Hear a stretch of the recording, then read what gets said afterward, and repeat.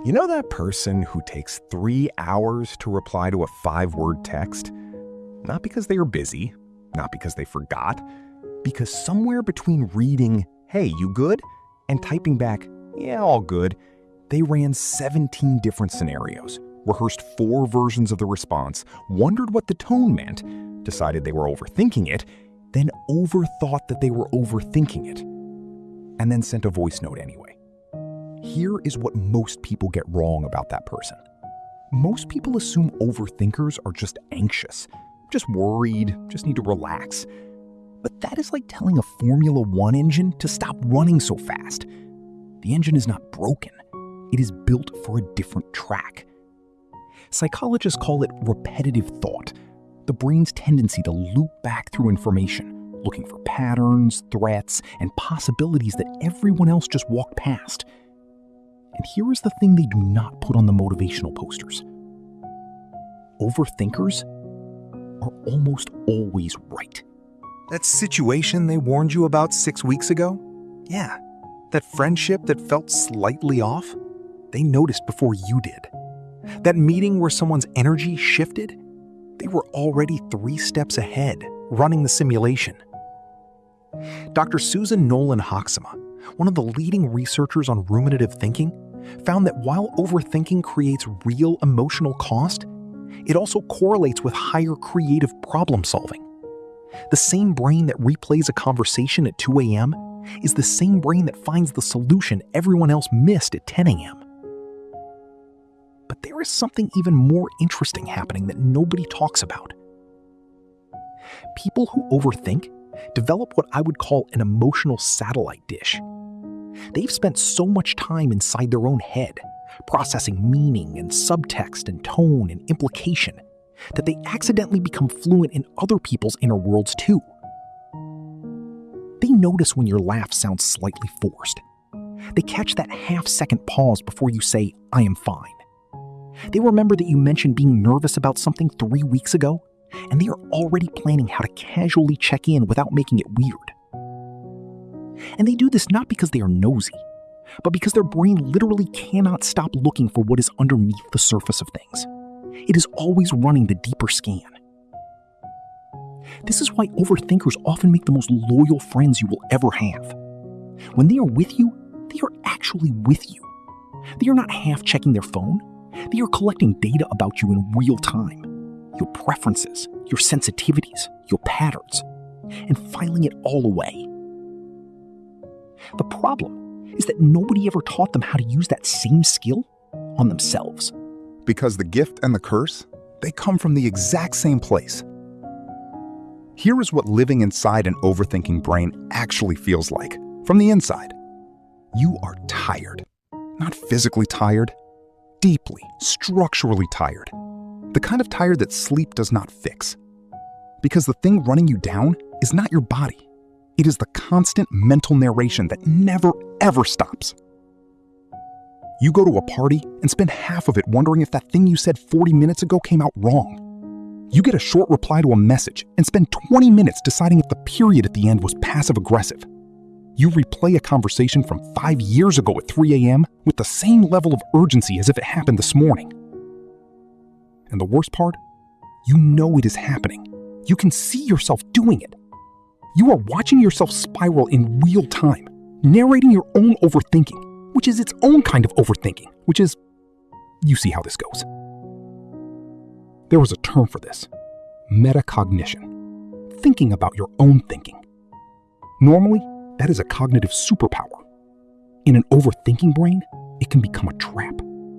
Because awareness of the loop does not automatically break it. You need a ladder out, not just a window to look through. And here is the contradiction that will mess with you. Overthinkers are simultaneously the most decisive and the most paralyzed people you will ever meet. And that sounds like a contradiction until you understand what is actually happening. In a genuine crisis, a real emergency, a friend in need, an actual important decision with real stakes, they are calm, they are fast, they are clear, because their brain has already pre-simulated this. They have already played out 100 versions of what if this goes wrong. So when something actually does go wrong, they are not panicking. They are already in chapter 5. But ask them to pick a restaurant? Absolute paralysis. Because their brain treats the restaurant decision with the same analytical weight as every other decision. It runs the full simulation. Who is paying, what everyone's dietary restrictions are, whether the ambiance matches the energy of the evening, what happens if the wait is too long. The spreadsheet opens automatically. You cannot turn it off. Psychologist Barry Schwartz called this the paradox of choice, the idea that more options do not produce more freedom, they produce more anxiety. Overthinkers do not just experience this occasionally, they experience it for everything, including, often, their own relationships. Which brings us to the part that almost nobody talks about openly. Overthinkers often grieve something that is very hard to put into words. They grieve the version of themselves that could just exist, that could sit in a conversation without analyzing it, that could receive a compliment without immediately searching it for a hidden motive, that could send the message without rereading it 6 times. They miss the version of themselves that acted without running the simulation first, the version that trusted impulse, the version that moved through the world at regular speed, without this constant translation layer between feeling something and simply being in it. How do you explain that you are exhausted not by what is happening, but by the commentary track your own brain runs on top of everything that is happening? How do you tell someone, I was there with you, I was completely present with you, and I was also simultaneously somewhere else, watching myself be present with you, wondering if I was being present enough? That is not a small thing to carry, and most overthinkers carry it quietly, because explaining it out loud sounds like complaining, and they have already thought through exactly how that will land. But here is what I want you to understand about all of this. The overthinking is not the enemy. It never was. It is a signal. It is your brain telling you that something matters enough to examine closely, that you care enough to take it seriously, that you are someone who does not move through the world on autopilot. And in a world full of people who absolutely do, that is rarer than you think. The goal was never to think less. The goal is to learn when to trust the analysis and when to let it go. When to run the full simulation and when to just send the text. Because here is the truth. The world does not get better from people who think less about it. It gets better from people who think deeply and then act anyway. Who notice the things everyone else missed and decide to do something about it. Who feel everything more intensely and choose over and over again not to become numb to it.